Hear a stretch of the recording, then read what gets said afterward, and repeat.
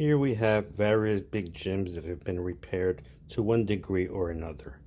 We start with Dr. Steele, whose hand has been replaced and painted to reflect his original state. Next we have Warpath, who has been totally rebuilt. This is the big gym body. The head was put on as well as the arms and the legs. That's an interesting problem that most big gym owners have. The next is additional big gym that I built, and as you can see, his leg is actually that of another action figure that has been put in. So too is his hand. And next is another rebuilt big gym that was brought together by various different pieces, and I'm going to show you step by step how that was done. Big Jim is a great figure. Unfortunately, after years of use, some of the joints break versus others, especially the legs. That ball that holds it together usually tends to snap. The hands for various reasons, the foot, and of course the head. But Big Jim is such a wonderful figure. He deserves to be brought back, and I've done such with these particular figures, and I had a lot of fun in doing so. So I will certainly share some of my techniques with you today. Okay, here we have a couple of figures and pieces that I've laid out to try to connect them.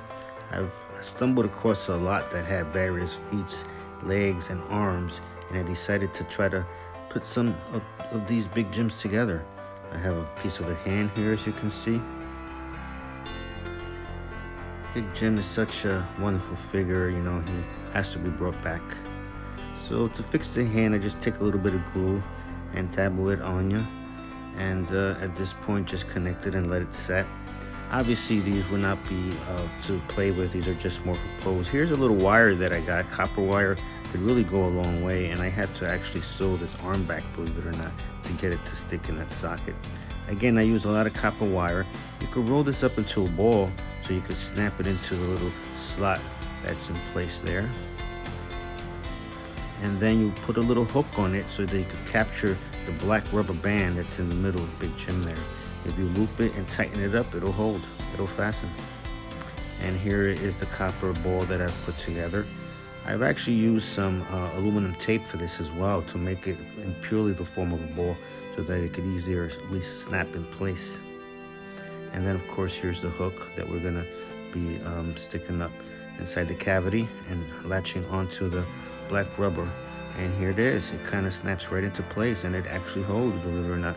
You could always tighten it to customize it even tighter.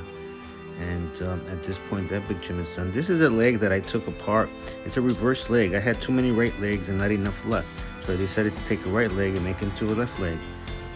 The way I did that was drill a hole, as you can see, and then of course use the copper technique here as well. And it does tend to work, folks. Obviously, it looks a little bit overt there, but it does in fact indeed hold in place. And as far as repairing an ankle with no joint, you could actually make one. I took a nail here, and as a kid I used to use a lot of the stove to melt and get things together, so here it is.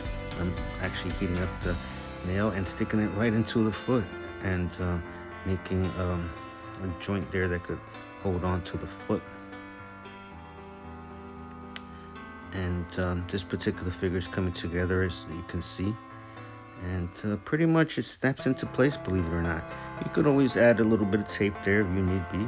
So here are a couple of figures that I've put together using these types of techniques, and they do in fact stand. And again, they're more for posing, what have you, some extra clothing you might have. They could also serve as drivers in the big Jim trucks. Here, this particular cavity I split open. I was curious to see what the inside looks like. And again, a lot of heads and pieces that I secured in a big Jim lot that I had purchased online. And as far as the neck joint, what also breaks, I've also used the nail technique. I melted a slot there using a hot nail and snapping it in. And then of course you could just cut the nail with a pair of pliers, and the head, as you can see, does hold. Now I'm putting the arms in, and there goes the mechanisms that make the arms go up and down. The other arm is a little bit differently, as you can see. It's just a little knob that clicks into place. That's why you could never rip off the arm on the other side. That device does not release. Okay, over here, if we tighten it up, we just glued that back together, put a rubber band to hold it into place, and then of course putting the head in place. At this point, this is what we have. Here you have the 4 refurbished big gyms, dressed up, hardly noticeable in terms of their repairs and additions, but looking good, as they say.